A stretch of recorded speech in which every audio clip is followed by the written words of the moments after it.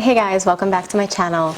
So I was thinking about what I wanted to talk about this week, and I've been focusing a lot on, what happens after toxic relationships. I've been talking about how to really work through Cptsd, how to get your life back together.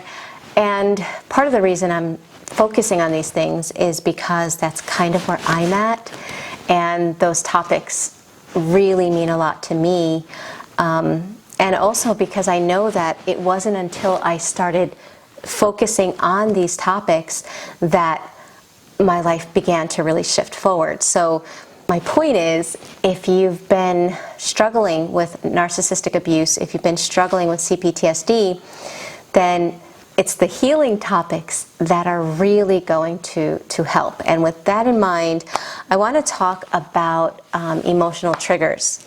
I feel like they are one of the hardest aspects of healing Cptsd. And not only are they the most challenging, but they keep us stuck from doing things that we really want to do, or from acting in ways that are true with our authentic self. Like, they keep us in behaviors that we were forced to be in while in a toxic relationship. So what's frustrating about them is maybe you're not even in a toxic relationship with anybody. And when I say toxic relationship, I'm talking about whether it's a significant other or even a family relationship, a parent-child, a sibling, toxic sibling relationship, or even with a friend, okay? I'm not just limiting it to romantic relationships. My point is that the triggers and the emotional flashbacks keep you living in states that keep that past alive. And that is so frustrating. The good news is that when we get the emotional literacy to understand, and we start kind of working through them, and we start to really work through the emotional flashbacks, it is so helpful. In fact, just in regards to understanding it, I want to read you a very quick email that I got from a client who, once she understood why she was feeling stuck and why it was so hard for her to do certain things, and again, it had to do with triggers and emotional flashbacks, once she got that understanding, it was helpful. Notice what she said. I once again really appreciate your help yesterday. All of a sudden, I felt a sense of freedom. Just you validating my experience and helping put in context, I really appreciate the understanding that I have of paired association. That was really insightful. That was so freeing. I felt I am really going to thrive knowing I don't have to stay stuck now as a result of thinking this way. So what I loved about that email was the fact that it showed us the reality that when we don't have an understanding of what's going on, right, of our behaviors, of our reactions, when we don't understand it, that unknown feeling makes us feel like there's no way out of it. But once we get the understanding, it's very freeing, and suddenly we see a whole new future that we actually can get to. Okay, so what did she mean by paired association? What I had talked to her about was how or why we often get triggered. Okay, so just a quick recap of what triggers are, because I've done a lot of videos on them. In fact, feel free to check some of them out if you want more information on emotional triggers. Some people will say, I feel triggered, right, by something. Some people say, I'm having an emotional flashback. Others call it a trauma flashback. When somebody is triggered, it's not something that happens on a conscious level. It's not like somebody says, oh, you're doing that, therefore I'm thinking this and I'm going to react like that. No. Usually what's happening is on a conscious level, they're in a situation, whether it's with a person, a circumstance, or whatever. And obviously they're in this situation, but whatever's happening in this situation is waking up on a subconscious level. Something that happened in the past that signaled danger. And the crazy thing is that what's happening at the moment usually is super safe. Like, there's nothing dangerous happening at the moment, but it's waking up this association of something dangerous. So, for example, just to kind of help you to understand it, let's say you have to be assertive and you have to kind of be firm and put a boundary down. There's no danger in boundaries, right?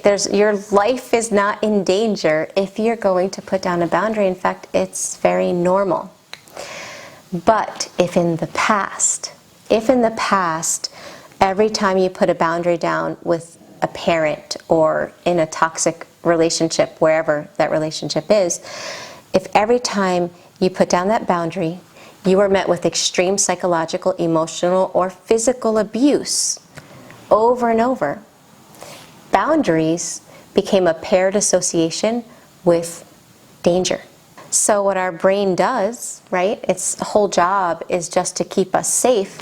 So what it does is anytime now in the present you want to put down a boundary, your brain is signaling danger, fear. All of a sudden your heart is racing, and it's almost like a bomb is going to go off the way your body is responding, because it has that paired association with something dangerous, even though what you're doing isn't dangerous.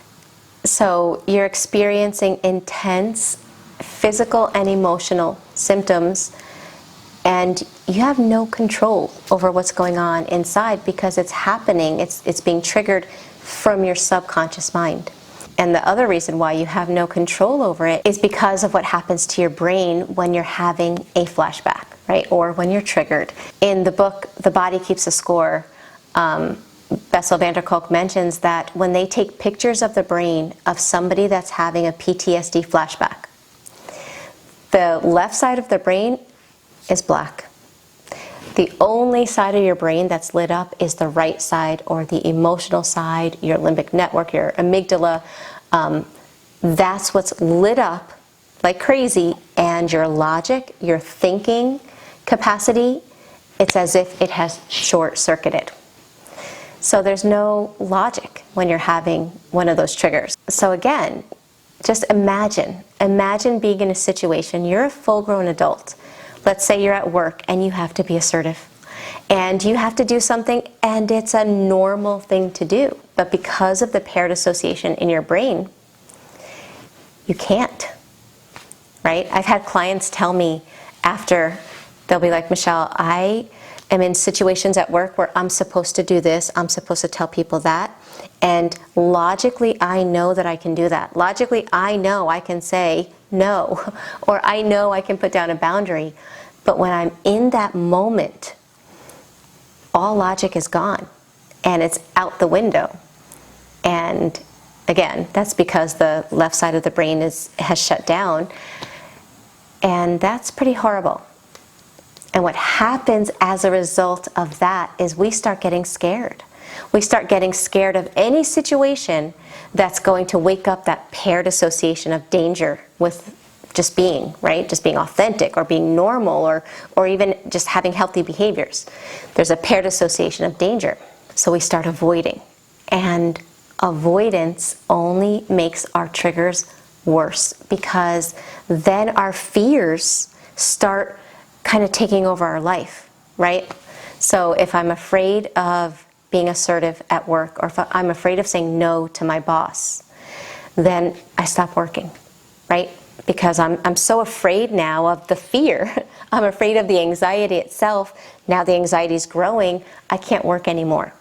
So now I'm depressed. I'm at home because I can't go out, and I start to think about doing other things with my time, but suddenly I'm afraid of having a reaction, having a trigger happen again, and now I'm afraid of being in those situations, and it can take over your life. But when you learn this, you start to realize it's not that you're going crazy. It's not that there's something wrong with you. It's simply because your brain has created a paired association with two things. And again, if it's due to narcissistic abuse, those two things shouldn't be paired together. Seeing a rattlesnake right in front of you as you're walking down the trail, and your heart starts beating and you want to run, right? You want to flee. That's a good paired association. But putting down a boundary, being assertive, being authentic, allowing yourself to feel, allowing yourself to believe in yourself, allowing people to treat you well, those are normal, healthy things that sadly, because of toxic relationships, have been paired as dangerous. Whenever we talk about paired association or emotional triggers due to conditioning, right? We always talk about Pavlov's dogs because it makes sense, right? He was studying why, what triggers salivation, what triggers dogs to salivate, and he realized that he can create an association and create a situation that provokes the dogs to salivate just by ringing a bell every time he gave them food. Bell, food. So eventually, when he rang the bell, they would salivate even if they got no food. It was a paired association. And the reason I'm bringing this up is because we forget to listen to the whole story of Pavlov's dogs. And what he also learned was that two things that were paired together can be unpaired the same way by conditioning. When he rang the bell, right, over and over, the dogs would salivate, but he wouldn't give them food. But he did it over and over and over. After a period of time, he could ring the bell and the dogs would not salivate because their brain no longer registered those two things together. What does that mean for us? It means that whatever triggers in our life are holding us back from being ourselves, from living the life that we really want, whether it's trying something new, enjoying a passion, making time for ourselves, giving ourselves self-love, expecting reciprocity from our friends, or boundaries, regardless of the action. All of those are healthy actions, right, that we may not feel comfortable doing because of a paired association. But what we just learned is we can unpair that association. So what would that look like? And the truth is that if we don't break the paired association, the intense negative emotions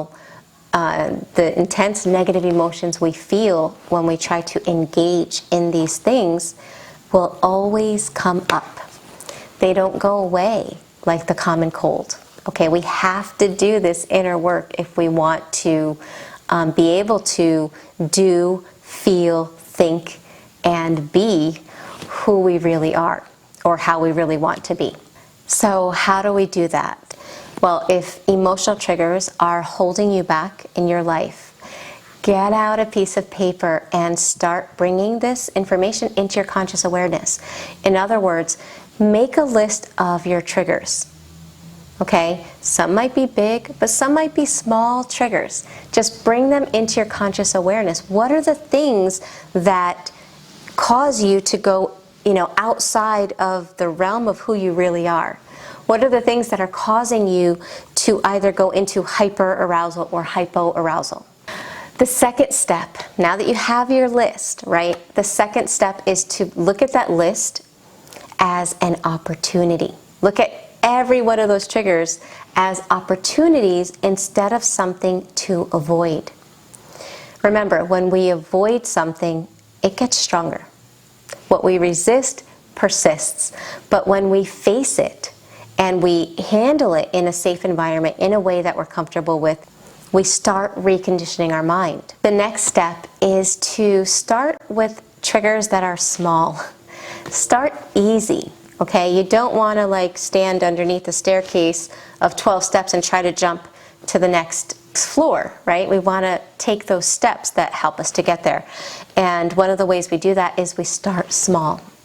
Start with a trigger that you would feel comfortable kind of working through. Now that you have that trigger, now you can ask to help work through it, to process it. Ask yourself, when you feel triggered because of this event, what emotions come up inside of you? try to find the emotion that's showing up in your body. And many times it's going to be more than one emotion, right?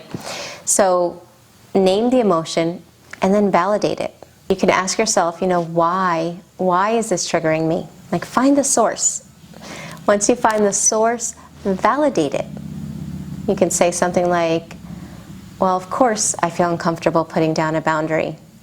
When I was a kid, putting down a boundary meant, I'd get smacked in the face. So of course, it makes sense that when I'm putting down a boundary, it's almost like it's waking this up. I get it. That was really awful what I went through. No child should ever have to go through that. That's validation, okay? So you want to name it, find the source, and then validate that emotion. The last step is to remind yourself where you are or who you are today. Because often when we're triggered, it's almost like the traumatized child in us is showing up instead of the adult.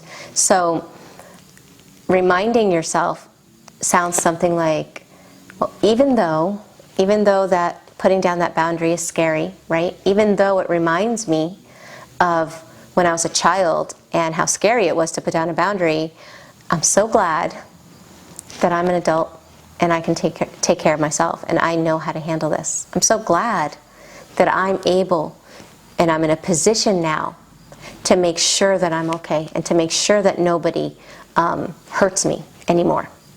So in other words, if your brain is getting confused with past and present, which happens in a flashback, you're reminding it and you're bringing yourself on that last step to the present moment. Done consistently, just like the bells of Pavlov's dogs. Eventually, the bell meant nothing to the dogs. That's what happens with triggers. It really does. But don't believe my word for it. Start putting this into practice and you'll be able to see for yourself. If you feel like working through the side effects of Cptsd or healing after narcissistic abuse, if you feel like it's too hard to do alone and the videos aren't helping you to have the progress or see the progress that you really want to see, then make sure you check out the description box below or my website, because I have not only face-to-face coaching available, but there's group workshops and there's a lot of information designed to specifically help people on this journey.